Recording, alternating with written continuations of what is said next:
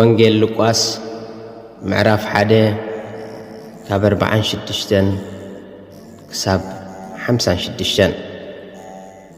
ጸሎት ምስጋና ማርያም ድማ ከም ዝበለት ነፍሰይ ንእግዚአብሔር ተዕብዮ መንፈሰይ ከዓ በአምላኸይ በቲ መድኃኒየ ይባህብሎ ውርደት ባሪኡ ርእዩ እሞ እንሆ ካብ ሕጂ ኩሎም ወለዶ ብፅእቲ ኽብሉን እዮም እቲ ኩሉ ዝኽእል ዓበይቲ ነገራት ገይሩለይ እሞ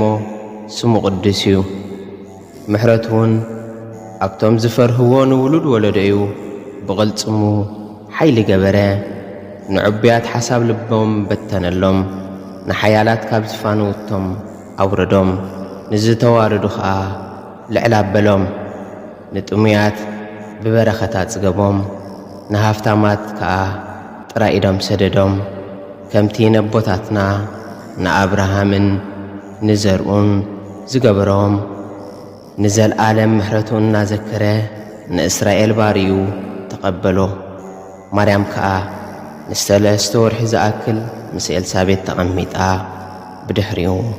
ናብ ቤታ ተመልሰት